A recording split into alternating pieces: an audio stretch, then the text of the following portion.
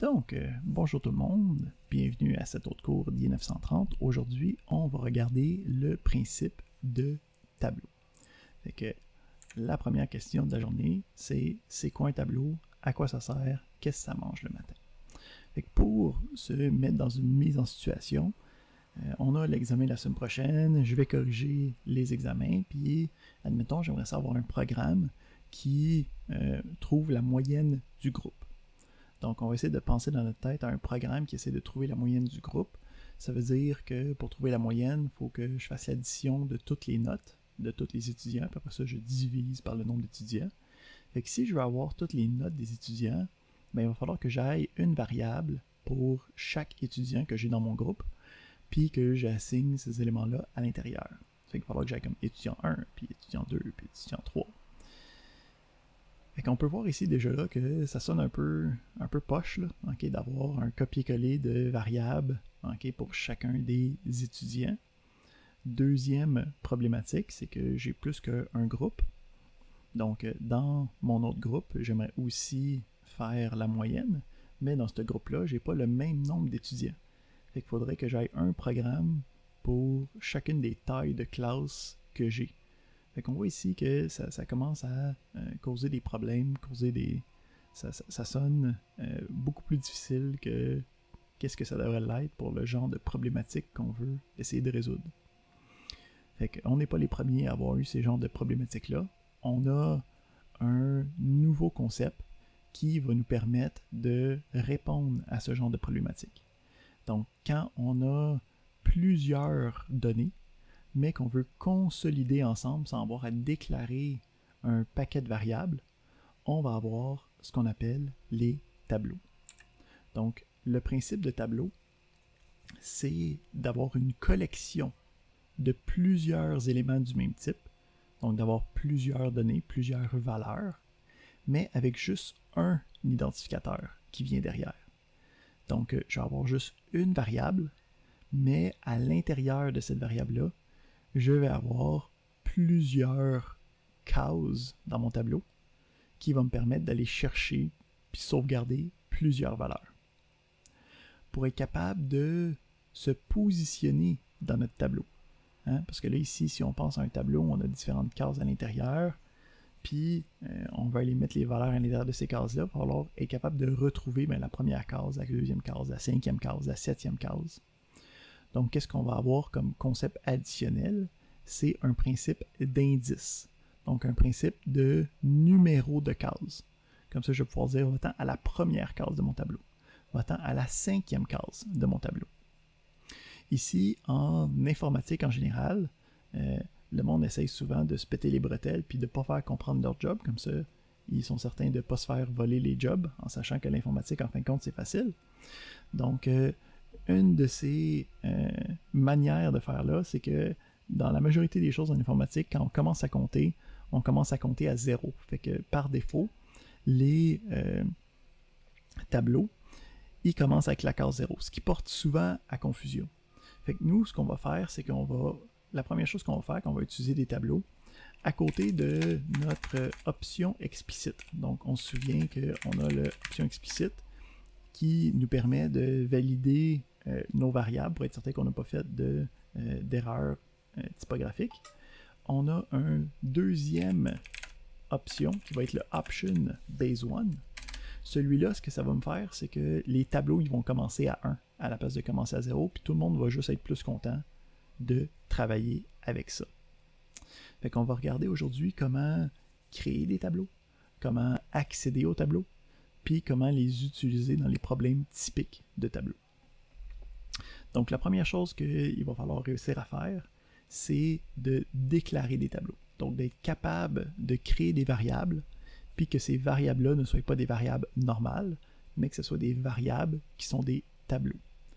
Les tableaux, en fait, c'est juste une collection de plusieurs données ensemble. Donc les données vont toujours être de même type. Fait que je peux avoir un tableau de anti-integer, je peux avoir un tableau de texte avec des strings, je peux avoir un tableau de nombres naturels avec des doubles, mais toutes les cases vont toujours avoir le même type. Fait qu'on va regarder le principe de création de tableau, premièrement.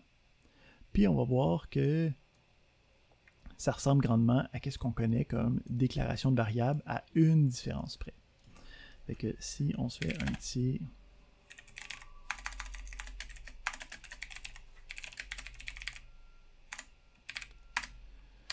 sub à l'intérieur, puis quand je veux déclarer un tableau, qu'est-ce que je vais faire? Je vais avoir ma déclaration normale de variable, mais à la place d'avoir immédiatement le type, ce que je vais faire, c'est que je vais avoir des parenthèses. Donc, les parenthèses, quand on a ça à côté de variable, c'est un indicateur qu'on est en train d'utiliser des tableaux. Ce qu'on va faire ensuite, c'est rajouter un numéro qui va indiquer le nombre de cases que je veux avoir dans ce tableau-là. Donc ici, quand je fais dim, mon tableau, parenthèse 5, après ça, je peux dire ça va être quoi le type. Donc, il faut quand même que je sélectionne le type. Donc ici, ça crée un tableau de 5 cases pour avoir 5 valeurs distinctes à l'intérieur. Pour être capable de travailler avec ce tableau-là, il va falloir être capable d'accéder à chacune de ces cases. Pour être capable d'utiliser les éléments dans le tableau, ce qu'on peut faire, c'est utiliser la variable comme d'habitude, donc avec son nom, mais après avoir écrit le nom, on va encore une fois utiliser les parenthèses. Puis cette nouvelle syntaxe-là va me permettre de sélectionner la case du tableau, comme si c'était une variable typique. Fait qu'à partir de là, je peux faire ce que je ferais habituellement. Fait que je pourrais mettre une valeur à l'intérieur. Puis si je décide, dans l'autre, je mets une autre variable à l'intérieur. Donc avec ça, on est capable de mettre des valeurs dans le tableau, ok, qui sont dans des cases individuelles. Une chose à savoir avec les tableaux, si je veux afficher le contenu du tableau, je ne peux pas directement. Donc ici, si j'essaye, ok, je ne peux pas envoyer un tableau directement dans un message box. Mais je peux envoyer des valeurs du tableau dans le message box. Donc ici, si je veux voir le fruit de mes labeurs, je peux avoir deux message box, un pour chaque case du tableau que j'ai spécifié. Donc quand j'exécute ça, je peux voir que le 45 que j'ai mis dans la première case existe, puis je peux voir que le 12 que j'ai mis dans la quatrième case existe aussi. Si j'essaye de faire un troisième message box, pour voir qu'est-ce qu'il y a dans une case dont je n'ai pas encore initialisé la valeur. Fait qu'on a mon premier message box qui affiche le 45 que j'ai assigné, le deuxième message box qui affiche le 12 que j'ai assigné, ben le troisième message box qui affiche la case 3, mais elle, j'y ai jamais touché encore. Fait que la question, c'est qu'est-ce qui se passe avec cette valeur-là? Ben en fait, on a juste des valeurs initialisées par défaut, qui sont des valeurs nulles. Donc 0 pour des entiers, des doubles, des chaînes de caractères vides pour les strings, faux pour les valeurs booléennes, donc une valeur nulle.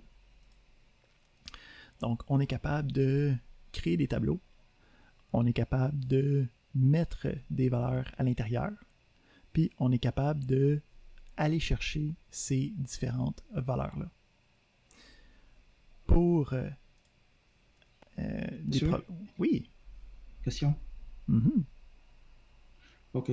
Ben, on sait que quand on crée un tableau, il y a des lignes, il y a des colonnes. Ben, en ce moment, c'est un tableau de juste une dimension. J'allais justement arriver puis parler des tableaux de 2 dimensions dans la seconde suivante. Ok. C'est bon? Parfait. Ouais, c'est bon, c'est bon. Fait ici, effectivement, comme notre confrère l'a constaté, ce tableau-là, c'est un tableau de une seule dimension. Donc, habituellement, on représente ça comme si c'était une ligne. Okay, donc, de 5 éléments. Mais on est capable de représenter les tableaux sur plusieurs dimensions. Donc, avec plusieurs colonnes, plusieurs lignes. Comment est-ce qu'on est capable de représenter ça en VBA? on va avoir la déclaration du tableau. Puis à l'intérieur, on va avoir un indicateur de ligne, puis un indicateur de colonne. Oui, Sophia? Oui, dans ta note de cours, mettons, tu as écrit DIM, autre tableau, 1, tout, 10. Ça veut dire quoi le tout? J'allais revenir à cette nomenclature-là après que j'aille parler des tableaux de 2 dimensions. En gros, c'est qu'on peut décider... Non, mais c'est les bonnes questions, tu sais. Mais le principe, c'est que tu peux décider des bornes du tableau. Donc, si tu mets juste un nombre, ça va décider juste du nombre de cases, puis ça va automatiquement être de 1 jusqu'à ça. Mais tu peux le spécifier que c'est de 1 jusqu'à telle affaire, ou tu pourrais être de genre 3 à 9, si tu veux que tes cases soient numérotées autrement. Mais c'est quelque chose qui est très peu vu, en fait, en action. Super, merci. Moi, j'avais une question, moi. Oui. Plus haut, vous avez marqué Jim, mon tableau, entre parenthèses 5. 5 représente le nombre de cases. Exact. Puis en bas, vous avez mis mon tableau 1 puis mon tableau 4. Si je comprends bien, on n'aurait pas pu mettre mon tableau 6. Est-ce qu'on aurait pu mettre mon... Non? Hey, c'est exact. Donc ici, si on essaye d'accéder à une case qui est inexistante, okay? Donc on a déclaré un tableau de 5 cases, puis là j'essaie d'aller mettre quelque chose dans sa 6e case, on va avoir une erreur de subscript out of range.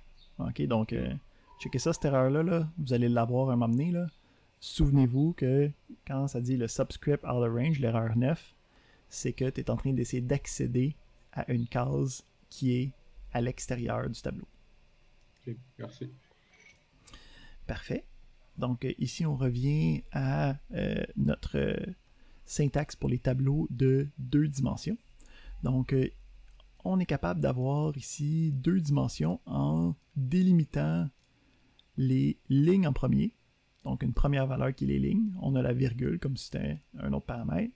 Puis, on a ensuite les colonnes. Fait qu'ici, j'ai un tableau de 2 dimensions qui représente 3 lignes, 4 colonnes. Comment je fais pour aller à l'intérieur de ce tableau-là? Ben, je vais utiliser 2 indices. Donc, je vais premièrement sélectionner ma ligne, puis ensuite, je vais sélectionner la colonne pour aller mettre une valeur à l'intérieur. Donc, quand j'utilise un tableau de 2 dimensions, ben, il faut que je spécifie les 2 dimensions que je vais utiliser. Comme quelqu'un l'avait rencontré tantôt, on a une deuxième syntaxe possible quand on travaille avec les indices, donc à la déclaration des tableaux. Il est possible de spécifier les bornes inférieures et supérieures du tableau. Donc c'est très peu utilisé, vous allez voir dans 99,9% du temps, on va directement avoir juste le nombre de cases pour chacune des dimensions. Mais il est possible de dire que mon tableau ici, ben, il va de la ligne 1 à la ligne 5. Donc le 1 to 5 indique la borne minimale. Puis le 2, après ça, indique la borne maximale. Donc je vais avoir les lignes numérotées de 1 à 5. Puis après ça, j'aurai les colonnes numérotées de 2 à 4. Fait qu'ici, j'aurai juste 3 colonnes. La colonne numéro 2, la colonne numéro 3, puis la colonne numéro 4. Comme je l'ai dit, ça porte facilement à confusion. Fait que dans la majorité du temps, on va seulement avoir les valeurs directes qui vont être utilisées. Un autre élément important par rapport à l'utilisation des tableaux, c'est que la sélection de l'indice. Donc, quand j'utilise mon tableau, puis que je dis mon tableau parenthèse 6, le 6, c'est l'indice de mon tableau. Donc, la sélection du tableau, c'est un élément qui est une expression. Donc, quand on dit que c'est une expression, ça veut dire que ça peut être n'importe quoi, tant qu'à la fin de mes calculs, ça me donne une valeur. Donc, ça veut dire que je ne suis pas obligé de mettre directement la valeur. Je peux avoir une version plus complexes dans le besoin, comme mettons avoir une variable qui va représenter ces éléments-là, puis qui va être capable de gérer l'utilisation de l'indice. Donc ici, je peux avoir juste un compteur, puis à la place de mon 4, je peux placer X, puis par le fait que... oups, pas placer X, placer I, pardon. Donc par le fait que j'ai mon compteur I qui est à 4, ben ça va aller chercher la bonne valeur dans le tableau. Puis ça peut être une expression complexe, ça pourrait être ici I plus 2, qui remplace mon 6, okay, donc qui va être évalué rendu à cette ligne-là. Puis tant que la réponse, c'est une réponse d'un entier numérique, ben ça va être capable de sélectionner la bonne case. Parfait.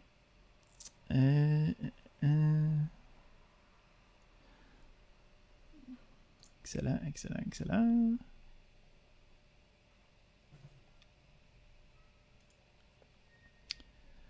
Ça c'est bon, ça c'est bon, ça c'est bon. Fait que ce qui va souvent se passer, ça va être de devoir parcourir le tableau. Donc, dans la majorité des problèmes où c'est qu'on a des tableaux, on va vouloir parcourir le tableau puis aller chercher chacune de ces cases. Pour être capable de faire ça, la manière la plus facile, c'est d'utiliser un compteur avec une boucle. Donc, j'ai déjà déclaré mon I, j'étais prête. Donc, à la place de mon affichage ici, on va remplacer ça.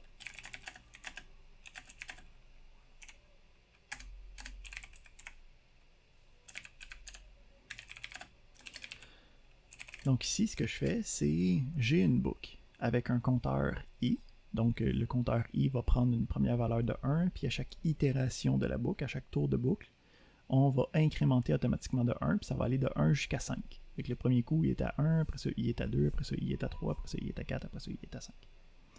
Pour être capable de travailler avec mon tableau, ben, je peux tout simplement utiliser le compteur à l'intérieur de la boucle. Donc, ce que ça va faire, c'est que ça va m'afficher 5 message box différents. Puis, à chaque message box, ça va être une nouvelle valeur de I qui va être présentée. Oui, il faudrait que j'enlève mon 6.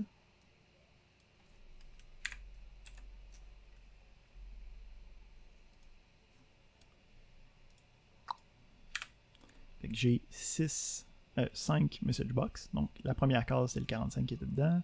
La deuxième case, c'est un autre 45. La troisième case, c'est un 0. La quatrième case, c'était le 12. Puis la cinquième case, c'est un 0. On n'y avait rien assigné. Fait qu'on peut voir ici, les deux 45 que j'ai assignés sont là. Le 12 que j'avais assigné à la case 4 était là. Puis les autres cases avaient un 0 d'assigné à l'intérieur. On va voir que... Oui? Il fait pas de... Enfin, il fait une différence entre le I du compteur et le I qu'on a défini. Ben, en fait, ici, c'est qu'il réinitialise le compteur. À partir de là, lui, il écrase le 4 qui était là, puis il l'utilise pour sa boucle. Ok. Ok, merci. On va voir dans quelques instants. Puis souvent, quand mettons, on reçoit un tableau de quelque part d'autre, qu'on ne pourra pas savoir d'avance, ça va être quoi la taille du tableau. Donc, on va avoir une fonction qui va me permettre de déterminer la taille du tableau. Cette fonction-là s'appelle ubound. Donc, ubound va me permettre de savoir, c'est comme le upper bound, donc la limite maximale. Ça va me donner comme résultat la taille maximum du tableau. Donc ici, si je mets mon tableau à la place, ben ici, il va détecter que ce tableau-là a 5 cases et va faire le bon nombre d'itérations de la boucle. Ici, on a ça ici, 45, 45, 0, 12, 0. Parfait. On va revenir. On peut aussi utiliser le ubound avec des tableaux de 2 dimensions, mais c'est un petit peu plus... c'est un peu différent. Pour les tableaux de 2 dimensions, si... pour l'instant, on va... juste Monsieur, mettre ça en vous pouvez oui, réexpliquer le U-Band là, je n'ai pas oui, suivi. certainement. Fait que ici, si je fais juste un call message box de ubound de mon tableau. Fait que ici, on va regarder qu'est-ce que ça donne ubound de mon tableau. OK? Donc, avec le message box, on regarde qu'est-ce que ça fait ubound. On voit ici que ça me donne la borne supérieure, l'indice maximum qu'il y a dans mon tableau. Fait qu'en gros, ça va me dire il y a combien de cases dans un tableau de une dimension. OK? Fait que le but de ubound, c'est de savoir la borne supérieure de l'indice du tableau.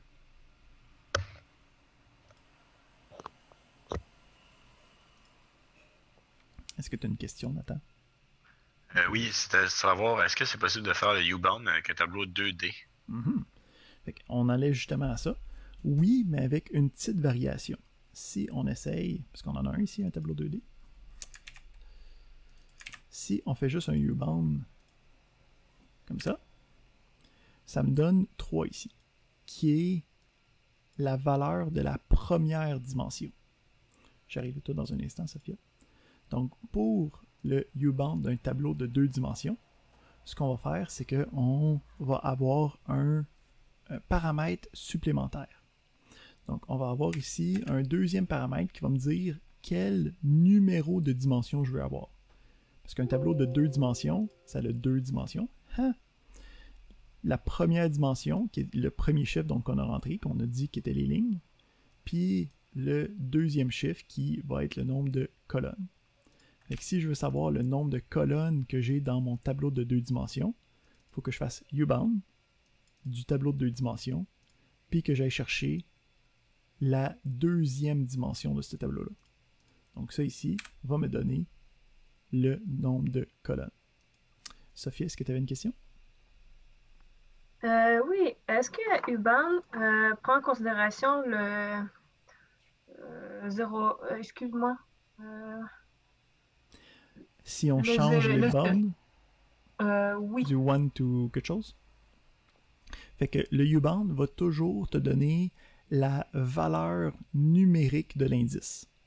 Donc, ça ne va pas te donner le nombre de cases en tant que tel. Si, admettons, j'avais quelque chose qui allait de 5 à 10, si je fais un ubound dessus, ça va me donner 10. Mais avec le ubound, ubound pour le upper bound, il y a aussi la possibilité d'avoir le L-bound, qui est le lower bound, puis là, qui donnerait la valeur numérique la plus petite possible. Pour nous, ça va toujours être 1. OK. Est-ce que c'est possible de mettre le tableau dans le paramètre de sous-programme?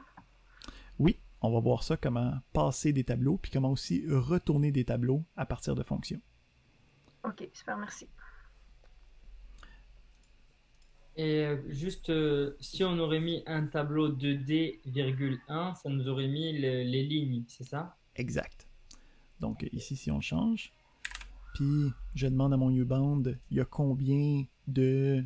c'est quoi la taille des lignes? Il y a combien de... c'est quoi la valeur maximum pour le nombre de lignes? Ça me dit bien le 3.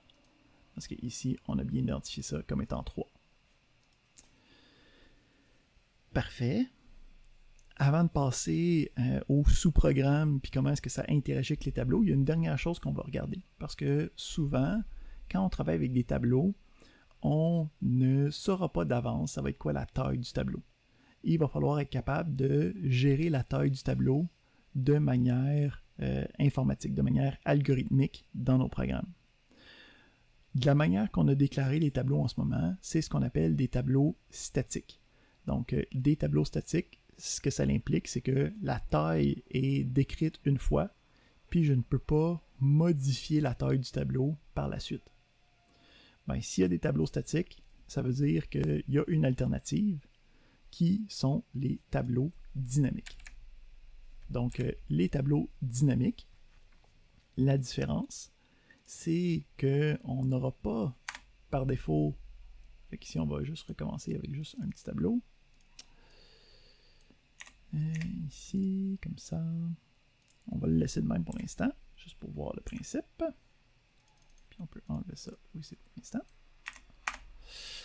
Fait que le tableau dynamique, la différence, c'est qu'à sa création, on ne met juste aucun chiffre à l'intérieur.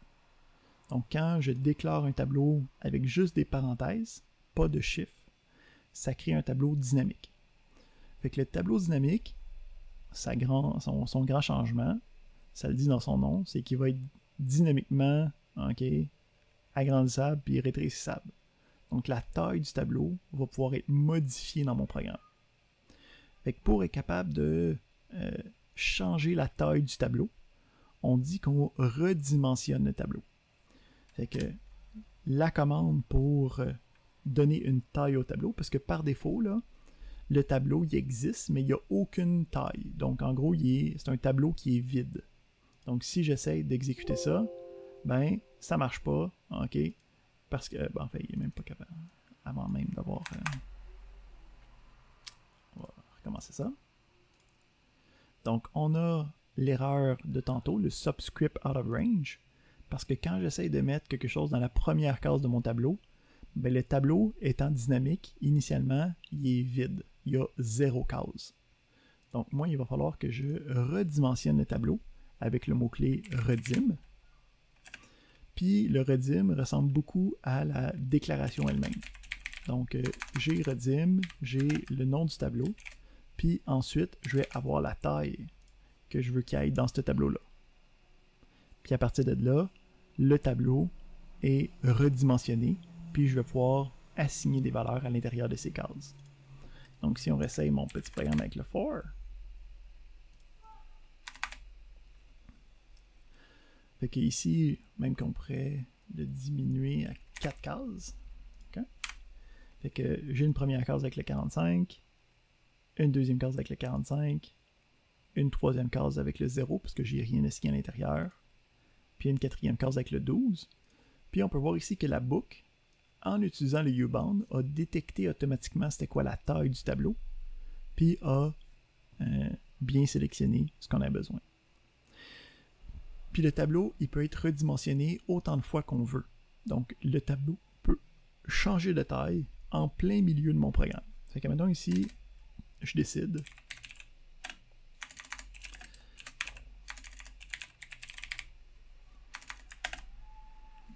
d'avoir une cinquième case, puis de mettre dans cette case-là une valeur. Parfait. Là, on va voir une caractéristique du redimensionnement, okay, qui n'est pas évidente, c'est pour ça que je vous la montrer. Fait que, on a ici un tableau, on dit, OK, mon tableau, il y a 4 cases, je commence à mettre des choses dans mon tableau, OK, je dis, mon tableau, il y a 5 cases maintenant, puis je mets quelque chose dans la 5e case. Puis après ça, on va afficher chacune des cases dans ma boucle avec mon for puis mon call message box. Puis là, si je regarde, mais ma première case a 0 dedans. C'est pas normal, moi j'ai mis 45. Deuxième case aussi. Bon, troisième case, c'est normal, je m'attendais à ce que... Quatrième case non plus. Mais là, si je regarde, la 5e case, elle, ça a marché. Fait qu'ici, il faut faire attention, quand on fait un redim, par défaut, ça va automatiquement détruire toutes les valeurs qu'il y a à l'intérieur du tableau. Donc, le redim est destructeur par défaut. Si on veut garder les valeurs à l'intérieur du tableau, on peut utiliser le mot-clé preserve. Donc, le mot-clé preserve, ben, ça porte bien son nom, c'est que ça va préserver les données pour pas qu'ils soient effacés quand on redimensionne le tableau. Fait que là, si je réessaye ça avec ça, je peux voir que mes premières cases, deuxième case, quatrième case, puis ma cinquième case avaient les bonnes valeurs à l'intérieur. Mais pourquoi est-ce que lorsqu'on l'avait fait avec Redim, mon tableau 4, ça n'a pas fait ça? Ben en fait, ça l'a fait. C'est juste que ça les a écrasés ici. Puis puisque c'est séquentiel, j'ai mis des valeurs après avoir remis le tableau à 0. Ok. Fait que c'est purement dans l'ordre des choses que ça faisait que ça marchait correctement. Monsieur, j'ai une question. Oui. J'imagine qu'on ne peut jamais redimensionner à la baisse, parce que dans le fond, ça écraserait des données. Ben, tu peux, mais effectivement, les données vont être perdues. OK? Donc, puis il n'y a pas de warning, ça va juste le faire. Il n'y a pas moyen de faire preserve dans ce cas-là. Ben, quand tu mets preserve, il essaye de préserver ce qu'il peut. Donc, Ok. admettons que tu passes de 5 cases à 4 cases, ben, les 4 premières cases vont être préservées, mais la 5e va ok. juste être détruite. Ok, merci. Parfait. OK. Fait que on a ensuite le principe de paramètres de tableau. Donc, quand on veut utiliser des tableaux dans des sous-programmes. Ici, admettons, on va faire affiche tableau.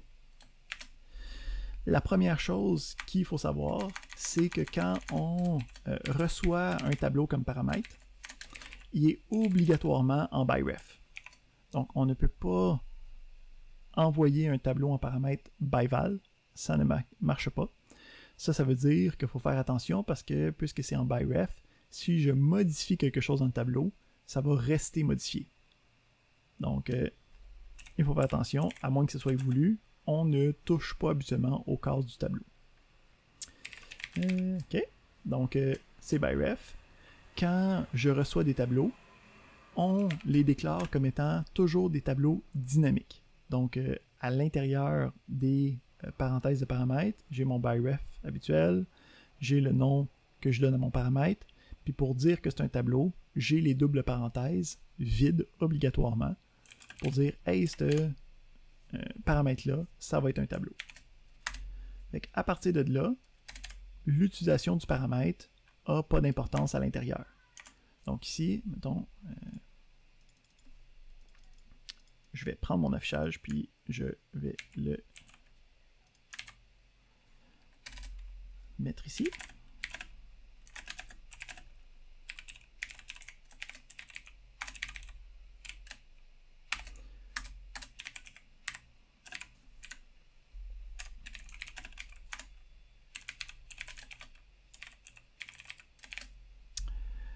OK.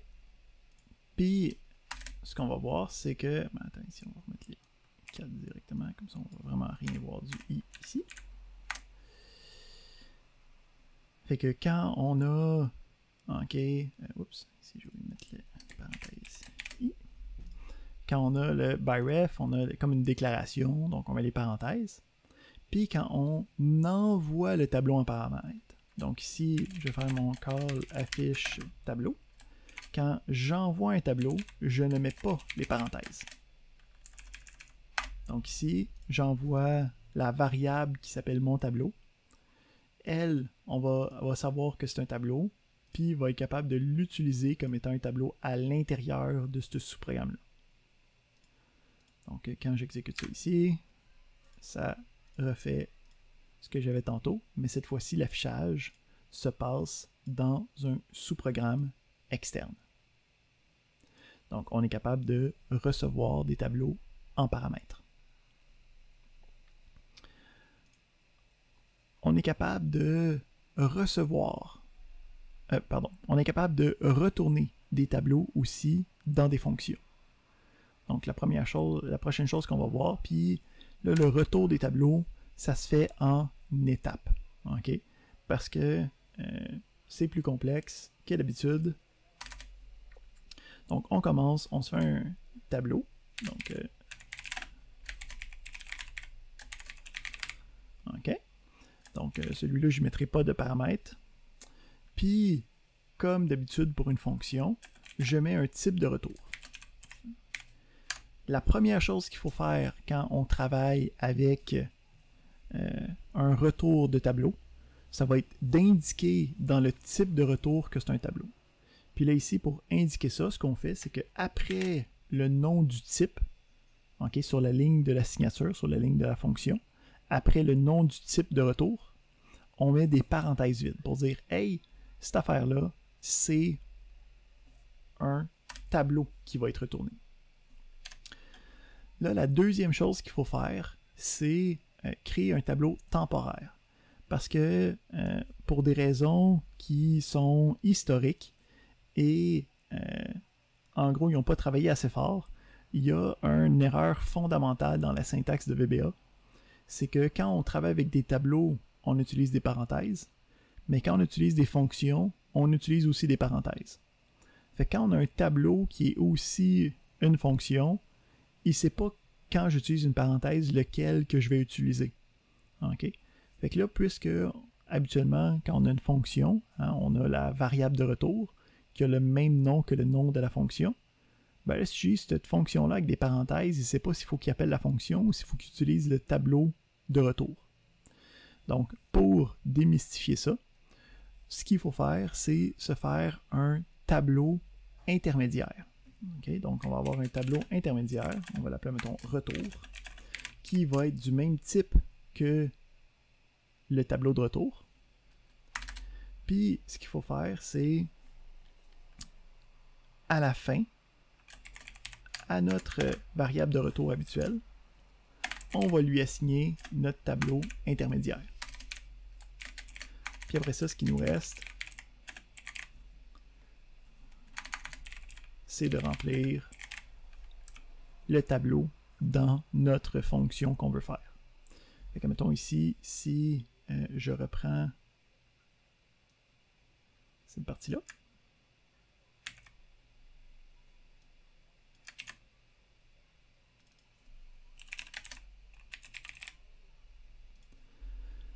fait que ici, j'ai un tableau intermédiaire puis le tableau intermédiaire, il faut qu'il soit dynamique.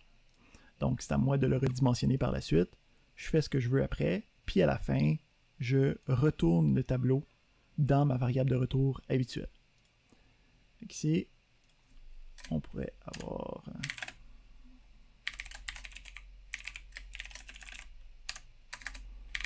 Puis, on peut avoir le résultat d'un tableau qui va être assigné à quelque chose qui retourne un tableau.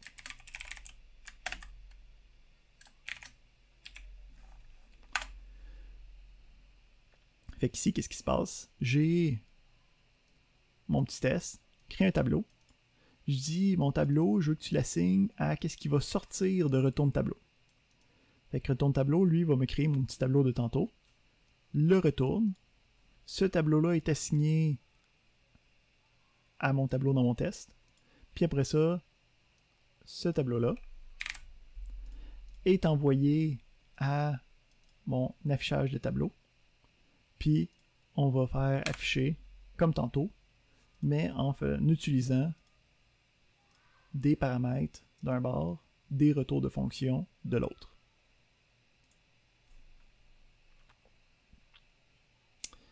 Parfait. Dernière chose qui est possible, c'est le principe de destruction d'un tableau. Donc, quand je veux remettre un tableau pour qu'il soit vide, okay, donc je ne peux pas faire redim avec 0 à l'intérieur, ça ne marche pas. Ce que je fais à la place, c'est utiliser le mot-clé erase, qui va me permettre d'effacer un tableau. Donc, c'est pas souvent utilisé, mais ça se peut que vous le voyez des fois dans notre code, qu'on vous donne des choses comme ça. Donc, je voulais être certain que vous soyez capable de voir c'est quoi. Fait que ça fait pas mal le tour sur qu'est-ce qu'il faut savoir par rapport au tableau. Donc, on a le principe de déclaration de tableau. Donc, on a la possibilité de déclarer des tableaux, okay, soit avec des valeurs statiques, soit en étant dynamique, puis après ça, on rajoute la valeur. Ensuite, on peut assigner des éléments dans le tableau en utilisant le nom du tableau, puis avec des parenthèses, avec un indice quelconque. Souvent, qu'est-ce qui va se passer quand on va faire le parcours? On va avoir une boucle qui va utiliser la fonction ubound, qui va me permettre de gérer des tableaux dynamiques, dire sélectionner automatiquement la borne supérieure du tableau, puis utiliser le compteur de la boucle comme indice pour le tableau. On a la possibilité de recevoir des tableaux en paramètres. Donc, c'est obligé d'être by ref, c'est obligé d'être des tableaux dynamiques, mais autrement, à l'intérieur, on utilise ça comme si c'était un tableau que j'avais déclaré moi-même. Puis, on est capable de retourner des tableaux avec des fonctions. Ça se fait en 3 étapes. La première étape, c'est quand je spécifie le type de retour. il faut que je rajoute des parenthèses au type de retour. Ensuite, il faut que je déclare un tableau intermédiaire qui va pouvoir contenir mes valeurs. Le tableau intermédiaire doit être dynamique, donc ça va être à moi de le redimensionner, puis de décider la taille à l'intérieur, puis de le remplir de valeurs. Puis la troisième étape, c'est de retourner le tableau dans la variable de retour. Donc la variable de retour, qui a le même nom que le nom de la fonction, je lui assigne le tableau intermédiaire que j'ai créé et que j'ai rempli. Excellent. Donc, il y a une série d'exercices qui vient avec ça, mais je vous conseille pour l'instant de la mettre de côté pour travailler sur soit la continuation du travail pratique ou les exercices sur les chaînes de caractères ou encore la révision pour l'intra de la semaine prochaine. Monsieur, vous pouvez revenir sur la partie fonction. Oui, certainement. Fonction Donc, de retour. on peut retourner des tableaux. OK? Donc, quand une fonction, je veux que la fonction, la réponse à la fonction, ce soit un tableau, ça va se passer en 3 étapes.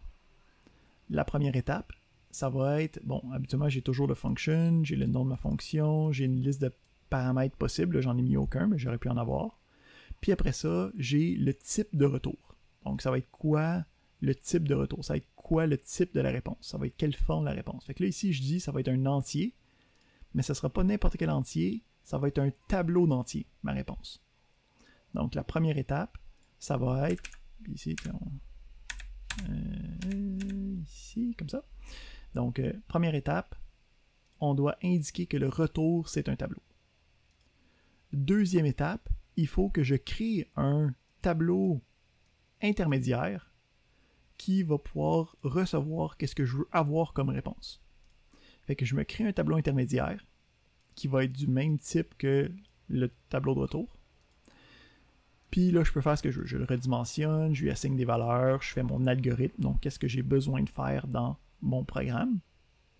Puis comme troisième étape, j'ai besoin de assigner ce tableau intermédiaire à ma variable de retour de ma fonction. Donc je prends le tableau intermédiaire que j'ai créé puis que j'ai rempli, puis je l'assigne à ma variable de retour, qui est une variable qui a automatiquement le même nom que le nom de ma fonction. Fait que, puis ça me permet de faire un retour de tableau.